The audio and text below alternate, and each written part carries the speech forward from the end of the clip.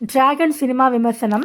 +2வில் 96% மதிப்பெண் எடுத்து இன்ஜினியரிங் கல்லூரியில் சேரும் பிரதீப் ரங்கநாதன் கல்லூரியில் ரவுடித்தனம் செய்து கொண்டு டிராகன் என்ற அடைமொழியுடன் அனுபமா பரமேஸ்வரனை காதலித்து கொண்டு டானாக திரிந்து இறுதியில் 48 அரியர்ஸ் வைத்து வெளியில் வருகிறார்.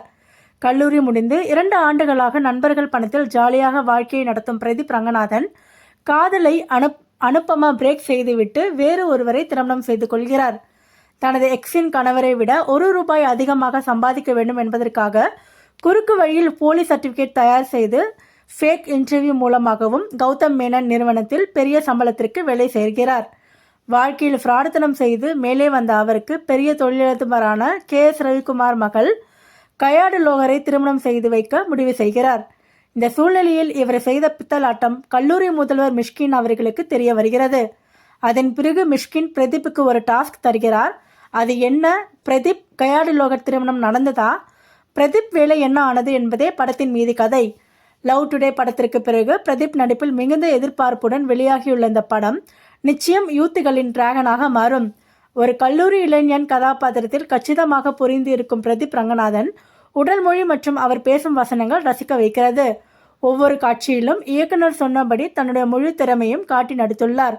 அனுபமா பரமேஸ்வரன் லவ்வராகவும் எக்ஸாகவும் நடித்து கைத்தட்டல் பெறுகிறார். இந்த படத்தில் மூலம் தமிழில் அறிமுகமான கயாடு லோகர் அழகான நடிப்பை தந்துள்ளார். கேமியோ ரோலில் இவானா ஸ்னேகா வந்து சர்ப்ரைஸ் கொடுக்கின்றனர்.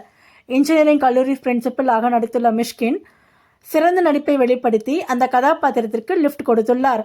அதே போல ஆஃபீஸ் பாஸாக நடித்துள்ள கௌதம் மேனன் பாட்டு டான்ஸ் என பட்டையை கிளப்பியதுடன் ஸ்மார்ட்டாக நடிப்பை தந்துள்ளார். பிரதீப்பின் அப்பாவாக நடித்துள்ள மரியம் ஜார்ஜ் நல்ல தந்தையாக மனதில் பதிகிறார். 2ஆக வரும் விஜய் சித்து, KS ரவிக்குமார், தேனப்பன், இந்துமதி ஆகியோரும் தங்கள் பங்களிப்பை சரியாக கொடுத்துள்ளனர். ஓமை கடவுளே என்ற படத்தின் மூலம் இயக்குனரான அவதாரம் எடுத்த அஸ்வத் மாரிமுத்து இந்த இளைய தலைமுறையின் ப்ளஸ் தெரிந்து படம் எடுத்துள்ளார். கல்லூரியில் ரவுடிசம் செய்தால் மற்றவர்களுக்கு ஹீரோவாக தெரிவார்கள். ஆனால் கல்லூரி முடிந்து வெளியே வந்தால் அவர்கள் ஜீரோ என்பதை இக்கால இளைஞர்கள் தலையில் ஆணி அடிப்பது போல் அழகாக திரைக்கதையில் சொல்லியுள்ளார். ஃபோர்ஜரி செய்து டிகிரி வாங்கும் ஒருவரால் உண்மையில் அதற்கு தகுதியான ஒருவர் வாழ்க்கை பறிக்கப்படுகிறது என்பதை பிரதீப் கேரக்டர் மூலமாக இயக்குனர் நியாயப்படுத்துகிறார். லியோன் ஜேம்ஸ் இசையில் பாடல்கள் தாளம் போட வைக்கிறது.